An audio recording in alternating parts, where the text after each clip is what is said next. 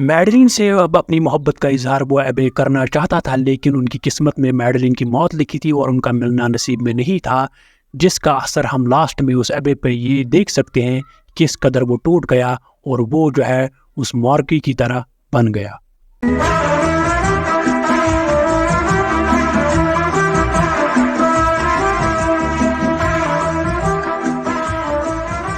हे फैलोज़, एक बार फिर से स्वागत है आप सबका इस चैनल में, जिसमें क्या होता है कि जैसे कि आप सबको पहले ही पता है, जो मुख्तलिफ़ किस्म की जो फ़िल्में हैं, जो मूवीज़ हैं, उनकी जो कहानी है वो बिल्कुल ही शॉर्ट में बयान करता हूँ। तो मुझे इस बार भी पूरी उम्मीद है कि आप सब ठीक होंगे, अच्छे से होंगे और बिल्कुल ही मज़े में होंगे। तो करते हैं आज फिर से बिना किसी देरी के दास्तान शुरू। आज की जो मूवी है, जो फ़िल्म है, ये मूवी आई थी 2000 में। इस मूवी की जो IMDb रेटिंग है वो है 7.2 आउट ऑफ 10। इस मूवी का नाम क्या है? इस मूवी का नाम है क्विलर्स। इस मूवी की शुरुआत होती है 1794 साल में, जो फ्रांस का शहर पेरिस होता है, वहाँ पे जो फ्रेंच रेवोल्यूशन चल रहा था, उसकी वजह से जो है वहाँ के कानून जो काफ़ी ज़्यादा सख्त हो गए थे। अगर लोग मामूली सी कोई गलती करते थे, जिसकी वजह से समाज पे बुरा असर पड़ता था, तो उनको सख्त सज़ा दी जाती थी। वहीं पे दिखाया गया एक सीन, एक औरत होती है जिसका सर जो है धड़ से अलग किया जाता है क्योंकि उसकी कोई खता होती है। फिर वहाँ पे दिखाया गया एक वहाँ का मशहूर लेखक था जिसका नाम था मार्क्वी, उसको भी कैद में रखा गया था। शेरिंगटन एक किस्म का इदारा था जहाँ पे उसको कैद करके रखा था, और उस शेरिंगटन का जो रखवाली करने वाला था उसका नाम था पादरी, एक था उसका नाम था एबे। उस मार्क्वी को कैद क्यों कर के रखा था? क्योंकि वो एक ऐसी किताबें लिखता था, ऐसा कुछ लिखता था जिनमें ज़्यादातर एडल्ट कंटेंट होता था, यानी अश्लीलता उसमें भरी हुई होती है, जिसकी वजह से जो है उस मार्क्वी को कैद में रखा गया था। तो अब सीन दिखाया गया है कि उस शेरिंगटन जो इदारे हैं वहाँ पे एक नौकरानी काम कर रही थी जिसका नाम था मैडेलिन। वो वहाँ पे जो मुख्तलिफ जो कैदी हैं उनके कपड़े इकट्ठा कर रही थी सुबह सुबह ताकि उनको धो सके। लेकिन वो जो मैडेलिन है वो उस मार्क्वी के लिए काम कर रही थी, चोरी चोरी वो उस मार्क्वी के लिए काम कर रही थी। वो जब मार्क्वी के कमरे के पास पहुंच जाती है तो मार्क्वी उसको अपने अंदर से कुछ कपड़े देता है और साथ में कुछ पन्ने देता है जो उसने लिखे हुए थे, क्योंकि मार्क्वी को ये सहूलियत हासिल थी कि उसको अंदर सब कुछ दिया गया था जिससे वो लिख सकता था। अंदर का जो भी उसको अंदर ख्याल आते थे वो लिख सकता था, बाहर निकाल सकता था, अपने पन्नों पर लिख सकता था। उसको एक किस्म के कलम दिए गए थे जिनके ऊपर वो जो पंख जैसे लगे थे, जिनको क्विलिस बोलते हैं, और इन्हीं कलमों की वजह से इस मूवी का नाम क्विलिस पड़ा है। तो अब जो सुबह सवेरे वो उस मैडेलिन को देता है कपड़ों के साथ साथ वो कुछ पन्ने। मैडेलिन जो है वो चली जाती है दूर, वहीं पे गेट होता है, वहीं पे उसका एक बंदा इंतज़ार कर रहा होता है घोड़े पे। वो उसको वो पन्ने देती है और वही बंदा जो है वो उन पन्नों को आगे शाया करवाता था। और वो बंदा जो है वहाँ पे मैडेलिन को बोलता है कि मार्क्वी को बोलो एक और कहानी जल्द तैयार रखे, हमें उसकी भी ज़रूरत पड़ेगी। और वो मैडेलिन को बोलता है कि तुम्हारा नाम क्या है? मैडेलिन उसको बोलती है कि कभी मैं तुम्हें अपना नाम भी बताऊंगी। तो अगली सुबह जब देखते हैं कि वहाँ पे जो बाज़ार है वहाँ पे वो मार्क्वी की जो किताब है वो शाया हो चुकी थी, जिसको लोग भर भर के ख़रीद रहे थे। तो ये जब बात उस महाराज जो वहाँ का था उस तक पहुँच जाती है, जो राजा था नेपोलियन, वो गुस्से में आ जाता है। वो बोलता है कि मार्क्वी आखिर ये कैसे लिखता है, अंदर से आकर कैसे ये बाहर भेजता है। तो उसको काफ़ी ज़्यादा गुस्सा आ जाता है और वो हुक्म देता है कि मार्क्वी को मार दिया जाए। तभी वहाँ पे उसका एक सलाहकार होता है, वो उसको बोलता है कि महाराज, अगर आप मार्क्वी को ऐसे ही मार दोगे तो वो लोगों की नज़रों में एक हीरो बन जाएगा, एक अच्छा आदमी बन जाएगा। लोग सोचेंगे कि वही ठीक था, हमने उसके साथ गलत किया, लोग उसके जो गुण है वो गाते रहेंगे आगे चल के। तभी उसका सलाहकार उसको बोलता है कि हमारा एक डॉक्टर है जिसका नाम है डॉक्टर रॉयर, वो ऐसे मरीज़ों को ठीक करने में काबिल तारीफ़ है, क्योंकि वो जो है उसके जो तरीके हैं वो ऐसे हैं जिनसे उसको जो भी मरीज़ होगा वो ठीक हो जाता है, क्योंकि वो ऐसे ख़तरनाक तरीके अपनाता है वो डॉक्टर रॉयर। तो डॉक्टर रॉयर को वहाँ पे संदेशा भेजा जाता है। तो फिर वहाँ पे सीन दिखाया गया कि वो जो मैडेलिन है उसको लिखना पढ़ना सिखा रहा था, कौन? वही एबे। वो एबे उसको अंदर से पसंद भी कर रहा था लेकिन इज़हार नहीं कर पा रहा था।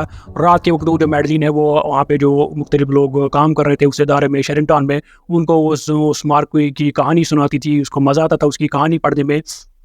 अगली सुबह हम देखते हैं कि मैडेलिन जो है सुबह सवेरे अब मार्क्वी के कमरे के बाहर खड़ी हो गई। वहाँ उसको कपड़े इकट्ठे करने आई थी जो उसको धोने के लिए थे। तो मार्क्वी उसको बोलता है कि मैडेलिन दरवाज़ा खोलो, मुझे तुमसे बात करनी है, क्योंकि मैडेलिन के पास उन कमरों की चाबियाँ होती थी। तो मैडेलिन वहाँ के दरवाज़ा जो है मार्क्वी का वो खोल देती है और अंदर मार्क्वी से बातें करने लगती है। मार्क्वी को अंदर बोलती है कि तुम जिसको मैं ये तुम्हारे पन्ने देती हूँ जो ये शाया करते हैं, उन्होंने बोला कि हमें एक और कहानी जल्द अज जल्द चाहिए। तो मार्क्वी उसको बोलता है कि मैंने तो कहानी लिख के रखी है लेकिन मैं तुम्हें आसानी से नहीं दूंगा, हर एक पन्ने के बदले तुम्हें मुझे एक चुम्मा देना होगा। ये मैडेलिन को बोलता है। कौन? वो मार्क्वी। मैडेलिन जो है उसको देती है, पन्ने एक एक इकट्ठा कर लेती है पीछे से कौन, वो एबे आ जाता है, वो उनकी बातें सुन के वहाँ पे आ जाता है। तो वो जो मार्को है वो हद पार कर रहा था मैडलिन के साथ, लेकिन पीछे से एबे आ जाता है तो वो उससे दूर चली जाती है मैडलिन। लेकिन उसने उससे वो पन्ने इकट्ठे कर लिए होते हैं, लेकिन उसने वो पन्ने जो है एबे से छुपाए वहाँ पे। तो एबे वहाँ पे पीछे से उस मैडलिन को बोलता है कि मैडलिन, अगर तुम कुछ कन्फेस करना चाहती हो तुम मेरे पास आ सकती हो, अगर तुम कुछ कबूल करना है। क्योंकि एबे को पता था ये जो मैडलिन है ये इस मार्को से मिलती है, बीच बीच में इससे मिलती है, इससे बातें करती है, अंदर कमरे में जाती है। तो अब फिर वो अंदर मार्को के पास जाता है, मार्को से थोड़ी बहुत बहस करने लगता है। मार्को को बोलता है कि तुम ये जो अंदर अपनी ख्याल लिख रहे हो, इससे अच्छा नहीं होता कि तुम कुछ अच्छी किताब पढ़ते या बाइबल पढ़ते या कोई ऐसी किताब पढ़ते जिससे तुम्हें फ़ायदा हो, जिससे लोगों का फ़ायदा हो। तो मार्को से वो बहस करने लगता है। इतने ही दौरान में ही कौन, वो जो डॉक्टर रॉयर है वो वहाँ पे आ जाता है। तो एबे इस वक्त क्या अपने जो वहाँ प्रार्थना कर रहा था उसमें गुल था वहाँ पे, उसमें लगा हुआ था अपने जो उसके वहाँ शागिर्द हैं उनके साथ। तो अब जब वहाँ पे डॉक्टर रॉयर आया तो एबे उसका स्वागत करता है। एबे उसको बोलता है कि डॉक्टर रॉयर आपका यहाँ आना कैसे, मतलब कोई ख़ास वजह? डॉक्टर रॉयर उसको बोलता है कि मैं यहाँ तुम्हारे एक मरीज़ को ठीक करने आया हूँ।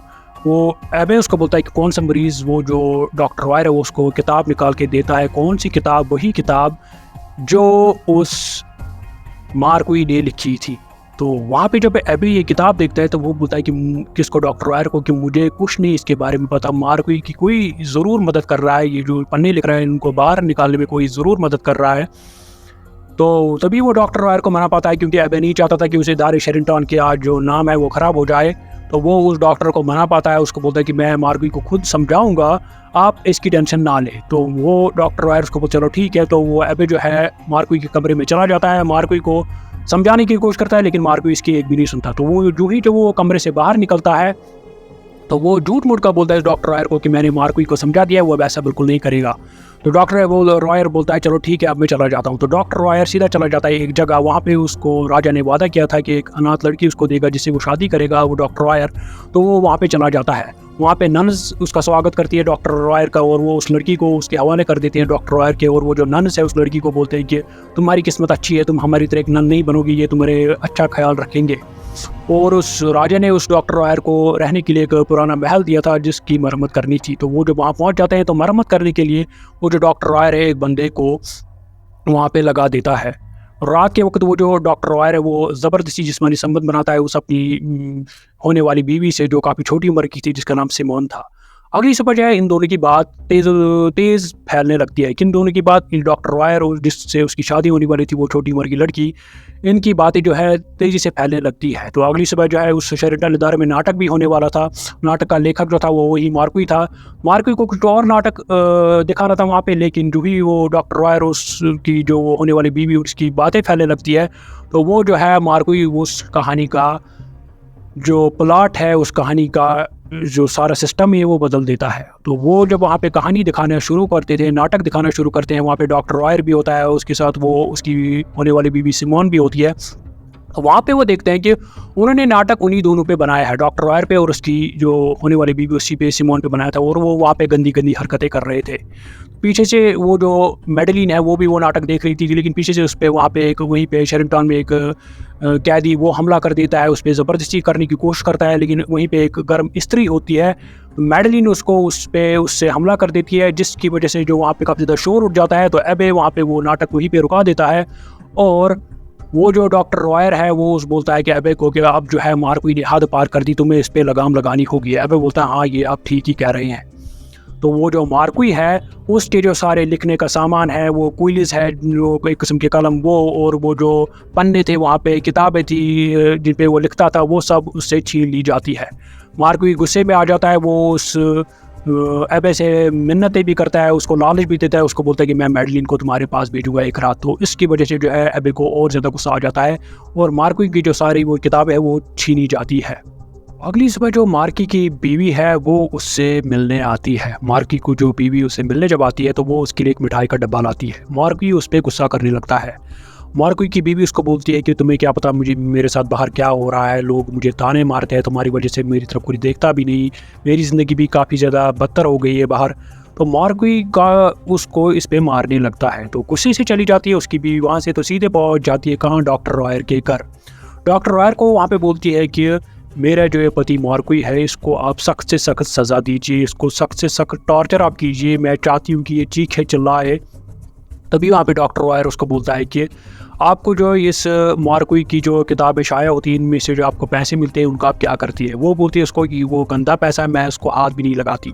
तभी डॉक्टर वायर उसको वहाँ पे बोलता है कि वो पैसा आप मुझे दीजिए, उन्हीं पैसों की मदद से मैं जो है उस मार्कोई को ठीक करूँगा। तो फिर वहाँ पे अगली सुबह वो जो मैडलिन है वो खाना दे रही थी, और वो जब मार्कोई के कमरे के नीचे पहुँच जाती है तो वहाँ पे उसको खाना देती है, नीचे से खोल के उस दरवाजे का एक हिस्सा। तो वहाँ वो जो मार्कोई है उसको बोलता है कि मैडलिन प्लीज़ मुझे कोइल्स, वो ये किस्म के जो कलम है वो ला के दो, और कुछ पन्ने पेपर्स ला के दो। वो जो मैडलिन है उसको बोलती है कि मैं कुछ नहीं कर सकती, यहाँ पे सख्त नज़र हम पे रखी जा रही है, वो ये। तो तभी वो जो है वो जो मार्कोई है उसको एक आइडिया आ जाता है। वहाँ पे उसको खाने में वो एक मुर्गा दिया गया था पका के, और उसके साथ वाइन दी गई थी, एक किस्म की शराब। तो वो जो है वाइन के थोड़े बहुत कतरे जो है नीचे सफ़ेद शीट पे पड़ जाते हैं, सफ़ेद चादर पे पड़ जाते हैं जो एक होती है वहाँ पे। तो मार्कोई को थोड़ा बहुत आइडिया आता है, वो क्या उस मुर्गे से एक छोटी सी हड्डी निकालता है जो उसको खाने के लिए वहाँ पे दिया गया था वो मुर्गा, और उस छोटी सी हड्डी से क्या, उस वाइन से क्या, उसी शीट पे उसी चादर पे लिखने लगता है। तो अगली सुबह जब मैडलिन आती है उसके यहाँ से कपड़े ले जाने धोने के लिए, तो वो उसको वही शीट देता है उस मैडलिन को, और मैडलिन को बोलता है कि ये तुम कागज़ पे उतारो, ये सारी जो लिखाई मैंने इस चादर पे लिखी है। तो मैडलिन जो है वो ले जाती है अपने साथ, और रात के वक्त वो जो है वो चादर से जो भी लिखाई है वो उसको कागज़ पे उतार देती है। और उसकी माँ भी वहाँ पे होती है जो आंधी होती है उस मैडलिन की, वो उसको भी उस मार्कोई की कहानी पसंद होती है, तो मैडलिन उसको वहाँ पे थोड़ी बहुत कहानी सुनाती है। तो अगली सुबह जो है मैडलिन जो है वो फिर से वो पन्ने जो है वो उसी को देती है जो वो शाया करने वाला वहाँ पे आता था घोड़े पे। तो वहाँ पे वो मैडलिन उसका अपना नाम बोल देती है। तो जब भी मार्की की वो किताब शाया हो जाती है तो वहाँ पे सब हैरान हो जाते हैं, आखिर ये मार्की ने फिर से ये कहानी कैसे लिखी और ये शाया कैसे हो गई। तो वहाँ पे जांच पड़ताल करते हैं, तो और वहाँ पे जो धोबी घाट है जहाँ पे कपड़े धोए जाते हैं, तो वहाँ पे जब पहुँच जाते हैं तो वहाँ पे वो चादर मिलती है, उससे वो जो शराब उस पर गिरी थी जिसे लिखा गया था उसके दाग उस पर नहीं मिटे थे उस चादर पे। तो उनको पता चलता है कि मार्की ने क्या किया है ये लिखने के लिए। तो फिर मार्कोई की जो वो चादरें हैं उसके कमरे की वो भी ले जाती है, वो भी छीन ली जाती है, और मार्कोई जो है अब गुस्से में आ जाता है। वो एबे को बार बार बोलता है कि तुम मेरे साथ आकर करना क्या चाहते हो, करना क्या चाहते हो, तुम मेरे साथ मुझे मार देना चाहते हो। एबे उसकी एक भी नहीं सुनता और उसकी वो सारी चादरें ले जीता है।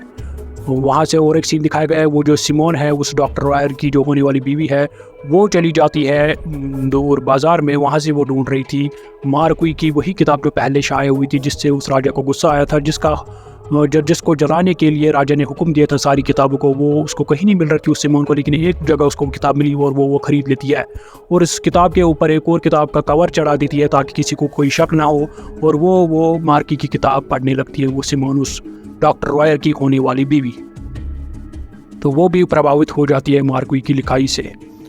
और यहाँ पे जो है अब मार्कोई जो है उसको अब समझ नहीं आ रहा था कि मेरे अंदर जो जुनून है लिखने का, मैं कैसे लिखूँ, सब कुछ मुझसे छीन लिया गया है।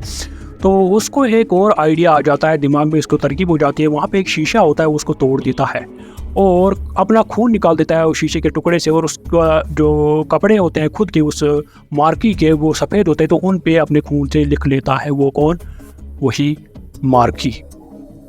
तो अगली सुबह जब सिमोन आती है उसके कमरे के पास उसके कपड़े नहीं, तो वहाँ पे वो जब अंदर देखती है कि मार्कोई की हालत क्या है होती है, वो उसका दरवाज़ा खोल देती है, लेकिन पीछे से एक और नौकरानी उसको देख रही होती है।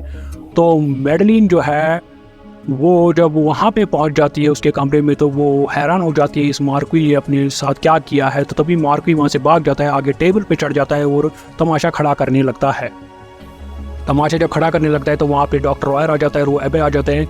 वो उसको वापस अपने कमरे में ले जाते हैं और उसको कपड़े भी सारे निकाल देते हैं। वो जो एबे है उसके सारे कपड़े निकाल देते हैं, अब उसको नंगा छोड़ दिया जाता है। और वो जो नौकरानी पीछे से उस मैडलिन को देख रही थी उस मार्कोई के कमरे में जाते हुए, वो क्या करती है काम, वो उस डॉक्टर वायर को बोल देती है, और इसकी वजह से क्या उस मैडलिन को कोड़े पड़ने शुरू हो जाते हैं। और बीच में कूद पड़ता है कौन, वही एबे, पादरी एबे। वो उनको बोलता है कि इसको मत मारो, मुझे सज़ा दो क्योंकि मेरी ही खता सब कुछ है, मुझे इस पर नज़र रखनी चाहिए, मैं इसको दूर भेजूंगा। तभी डॉक्टर वायर उनको बोलता है कि अब सज़ा रोक दी जाए, जो इसको सज़ा मिलनी चाहिए थी वो उसको मिल चुकी है।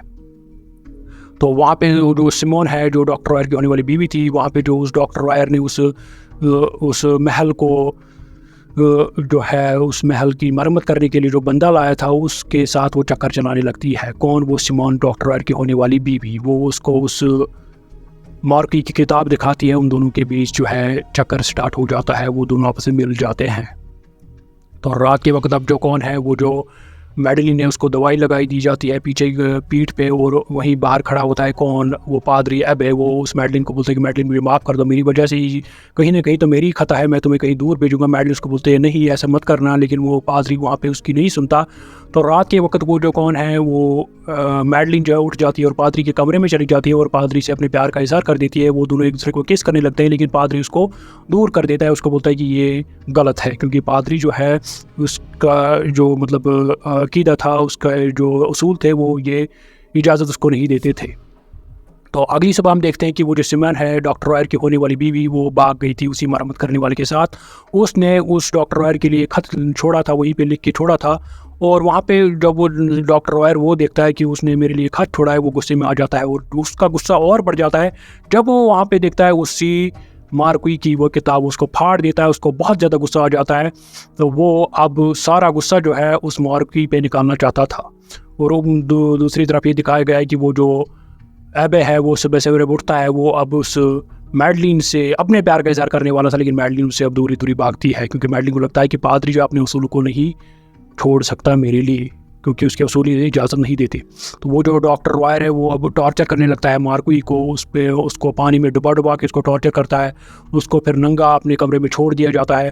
तभी मैडलिन जो है वो आ जाती है किसके पास, उसी मार्क्वी के पास। उसको अब दूरी दरवाजे से आवाज़ देती है, उसको बोलती है कि मुझे अब यहाँ से भेज दिया जाएगा कहीं दूर। वो मैडलिन उस मार्क्वी को बोलती है, मैं चाहती हूँ कि तुम मुझे अपनी एक लास्ट कुछ कहानी सुनाओ। तो मार्क्वी इसको बोलता है कि जिस कमरे में तुम रह रही हो, तुम वहीं पे रहना रात के वक्त, मैं तुम्हें वही कहानी पहुँचाऊँगा। तो रात के वक्त सीन दिखाया गया है क्या, वो जो मार्क्वी है, वो जो उसके बगल में कमरा था वहाँ पे एक कैदी था, और उसके बगल में जो कमरा था वहाँ पे एक कैदी था। इन कैदियों के ज़रिए दीवारों में जो सुराखें थी, उनके ज़रिए आवाज़ पहुँचा कर वो एक एक जुमला बोलता था। तो आगे मैडलिन के कमरे तक वो कैदी जो है वो जुमला पहुँचाते थे और वो आगे लिख लेती थी। तो ऐसी वो उसको अपनी कहानी बयान कर रहा था। मतलब एक कैदी से दूसरे कैदी, दूसरे कैदी से तीसरे कैदी, कमरे पे कमरे ये जुमले भेजे जाते थे। तभी एक जुमला बीच में आ जाता है जिसमें आग का जिक्र किया हुआ था। तो ही जब उस जुमले में आग का जिक्र किया हुआ था, तो वहाँ पे एक कैदी होता है जो दिमागी हालत उसकी ठीक नहीं होती, जिसकी वो जब ये आग का नाम सुनता है तो वो खुद ही वो उसके जो वहाँ पे बिस्तरा लगा हुआ होता है, जो बेड होता है, वहाँ पे आग लगा देता है। वहाँ पे जब आग लगा देता है तो वहाँ पे सारे जो गार्ड्स है वहाँ पे उस शेरिंगटन में वो आ जाते हैं। फुल आग जो वहाँ पे वो फैल जाती है, वहाँ पे एबे भी उठ जाता है। तो मैडलिन जो है वो भी वहाँ पे निकल जाती है अपने कमरे में। तभी उसको पीछे से हमला कर देता है वही बंदा जिसने उसको पहले उसी नाटक में एक हमला किया था। वो जो एबे है वो भी उठ जाता है, इसी हड़बड़ी में शोर सुन के वो भी उठ जाता है, लेकिन वो मैडलिन को कहीं नहीं पाता। जो ही वो मैडलिन की तलाश में निकल जाता है तो वो मैडलिन को पाता है वो एक जगह जहाँ पे कपड़े धोए जाते हैं। वहाँ पे एक बड़ा सा टब होता है जिसमें पानी होता है। तो मैडलिन को उसी में मार दिया गया होता है, उसी कैदी ने जिसने उस मैडलिन पे पहले नाटक में हमला किया था। तो पादरी जब ये देखता है कि मैडलिन नहीं रही, तो पादरी जो अबे है वो काफ़ी ज़्यादा टूट पड़ता है, देता है वहाँ पे। तो अगली सुबह जो है जिसने उस मैडलिन को मारा उसको सज़ा दी जाती है। और जो पादरी है अब टूट चुका था, वो डॉक्टर वायर के सामने क्या ये कन्फेस करता है कि मैडलिन ही थी जो इस मार्क्वी की मदद कर रही थी। और वहाँ पे जो कौन मार्क्वी है उसको क्या उसकी जो ज़बान है वो काट दी जाती है सज़ा के तौर पर। और वो जब कौन एबे जब इकबाल जुर्म करता है, किसकी, मैडलिन की इकबाल जुर्म की, वही शामिल थी इसके साथ, इस मार्क्वी के साथ। तभी वहाँ पे डॉक्टर वायर उसको बोलता है कि क्या तुम्हें अब रात भर नींद आएगी। वो जो एबे है वो बोलता है शायद ही मुझे आज नींद आएगी। तो तभी दिखाया गया है कि रात के वक्त वो सोया हुआ होता है, कौन एबे, पादरी एबे सोया हुआ होता है। तो वहाँ पे उसको सपना आता है कि वो उठ जाता है और मैडलिन की जो लाश है उसके साथ वो संबंध बनाता है, जिस्मानी संबंध। पीछे से तभी उसको ज़ोर ज़ोर से चलाने की आवाज़ आती है। वहाँ जो शेरिंगटन के गार्ड्स होते हैं वो उसको उठाते हैं। तो वो सपने से जाग जाता है, कौन, वही एबे। तो सपने से वो जाग जाता है। तो उसको वो गार्ड्स वहाँ पे बोलते हैं कि नीचे जो वहाँ तहखाने में पड़ा है, वो मार्कुई उसने अपनी जो इंसानी गंध होती है उससे उसने दीवारें जो है ख़राब की है, दीवारों पे उससे भी लिखा है, वहाँ काफ़ी सारा बू जो है वो फैल चुकी है। तो वहाँ पे जो वो कौन एबे जो नीचे जाता है तो वहाँ पे वो जो मार्कुई है वो नीचे पड़ा हुआ होता है। नीचे जब वो पड़ा हुआ होता है तो तभी वहाँ पे वो उस एबे को बोलता है कि मुझे माफ़ करना, मुझे पश्चाताप करना है। तो लेकिन तभी वहाँ पे वो जो एबे है वो एक लॉकेट निकालता है जिस पे क्रॉस लिखा होता है। वो उसको बोलता है कि इसको उसी मार्कुई को कि इसको चूमो, इस लॉकेट को। जो ही वो उसको चूमने वाला था वो मार्कुई वो उस लॉकेट को निगल लेता है और उसके गले में वो लॉकेट फंस जाता है और उसका दम घुट जाता है और वो वहीं पे मर जाता है। तो इसका मतलब वो जो मार्कुई है उसने भी खुद को वहाँ पे मार दिया। और इससे पहले, मरने से पहले जो है मार्कुई ने क्या किया था, इज़हार किया था किसके सामने, उसी एबे के सामने, कि वो भी उस मैडलिन से प्यार करता था। तो अब जब मार्कुई भी मर गया तो एबे जो है, एबे काफ़ी ज़्यादा टूट जाता है, वो चिल्लाने लगता है ज़ोर-ज़ोर से, उसके दिमाग पे भी अब असर पड़ चुका था। तो फिर अगले साल दिखाया गया है वहाँ पे सीन कि उसी शेरिंग टाउन में वो डॉक्टर रॉयर होता है और वहाँ पे एक और पादरी आया होता है जिसको वहाँ का रखवाला बना दिया जाता है और वो पादरी वहाँ का मुआयना कर रहा होता है। तो तभी वहाँ पे दिखाया गया है कि वो जो मार्कुई की किताबें हैं उनको भर के शाया किया जाता था और वहाँ पे डॉक्टर रॉयर उस नए से जो वहाँ पे पादरी आता है उसको बोलता है कि इन्हीं किताबों से हम इस शेरिंग टाउन की मरम्मत करेंगे, इसको अच्छा सा बनाएंगे, जो मार्कुई की किताबें इसी से। तो वहीं पे वो जो है कौन डॉक्टर रॉयर उस नए पादरी को दिखाता है एक कमरा, वहाँ पे कौन कैद होता है, वहाँ पे वही एबे कैद होता है। कौन सा एबे, जो वो पहले पादरी वहाँ रह चुका था जिसके सामने उस मार्कुई ने अपना दम तोड़ दिया था। और वो जो एबे है वो भी अब मार्कुई के जैसे, मार्कुई दिमागी हालत से सिर्फ लिखना चाहता था, वो भी अब वो एबे जो है वो भी अब मार्कुई की तरह बन चुका था। वो भी अब सिर्फ क्या चाहता था कि मैं लिखूं और वो उनको चला के बोल रहा था कि मुझे क्विल्स ला के दो, मुझे जो पन्ने ला के दो जिन पे मैं लिख सकूं। तो तभी वहाँ से एक बूढ़ी औरत आ जाती है। कौन सी बूढ़ी औरत होती है, वो वही बूढ़ी औरत है उस मैडलिन की माँ, आंधी माँ। वो उसको चुपके से नीचे से देती है क्विल्स और कुछ पन्ने, उसको बोलती है कि इसी पे लिखो। तो इसका मतलब वो जो एबे है, पादरी है, उस पे भी अब उस मार्कुई का बिल्कुल असर हो चुका था। तो यहाँ पे होती है फिल्म की एंडिंग। इस मूवी की जो मॉरल्स और लेसन्स हैं मुझे अच्छे लगे। तो जिसमें ये अच्छा लगा कि अगर कभी कभार किसी इंसान की कोई चाहत हो, जुनून हो किसी इंसान में, तो उसको हम दबा नहीं सकते। जैसे कि मार्कुई सिर्फ लिखना चाहता था, शाया करना चाहता था अपनी लिखाई। वो उस एबे को भी एक बार बोलता है कि मैं वही लिखता हूँ जो इंसान करते हैं, इसमें शर्म की क्या बात है। तो वो जो जुनून होता है इंसान में उसको हम दबा नहीं सकते, उसको हम रोक नहीं सकते, जैसे मार्कुई को हमने देखा। दूसरी जो मुझे इसमें ये मॉरल्स और लेसन अच्छी लगी कि हमें जो है अगर हम किसी से ज़बरदस्ती संबंध बनाते हैं तो वो कामयाब नहीं रहता। जैसे डॉक्टर रॉयर ने उस मासूम सी सिमोन से संबंध बनाने की कोशिश की, ज़बरदस्ती पे संबंध बनाने की कोशिश की, लेकिन सिमोन जो है वो किससे भाग गई, वही जो मरम्मत करने वाला था, क्योंकि उसको वो पसंद आया। तो ज़बरदस्ती का रिश्ता तो यहाँ पे बिल्कुल नहीं चलता। और एक मुझे इसमें कहानी अच्छी लगी कि अगर हमें लोगों को किसी चीज़ से रोकना है तो हमें पहले लोगों को समझाना चाहिए। ये नहीं कि ज़बरदस्ती उन पे हुक्म चलाए, ये मत करो वो मत करो, उनको बेतहाशा सज़ा दे। जैसे कि वहाँ के लोग जो थे वो किताबें पढ़ना चाहते थे, जो मार्कुई लिख रहा था वो भी पढ़ना चाहते थे। फिर वो खुद फैसला करते इस क्या सही है क्या गलत है। लेकिन वहाँ का जो राजा था वो उन पर ज़बरदस्ती करना चाहता था, वो उनको ज़बरदस्ती दबाव में लाना चाहता कि ये नहीं पढ़ना वो नहीं पढ़ना, जिससे लोग भी उत्साहित हो जाते हैं। वो बोलते हैं आखिर इसमें है क्या जो हमें ये इसे रोक रही है। असल में लोगों को खुद फैसला करना चाहिए कि क्या सही है क्या गलत है। हर किसी की अपनी अपनी अक्ल है, हर किसी को सोच समझ होती है। तो ये जो लेसन्स और मॉरल्स है इस मूवी में मुझे काफ़ी ज़्यादा अच्छे लगे। तो आई होप आपको मेरी ज़ुबान से इस मूवी की कहानी अच्छी लगी होगी। आई होप आप इस चैनल को सब्सक्राइब ज़रूर करेंगे। तो मिलते हैं अगली बार अगली किसी फिल्म पे, तब तक के लिए टेक केयर।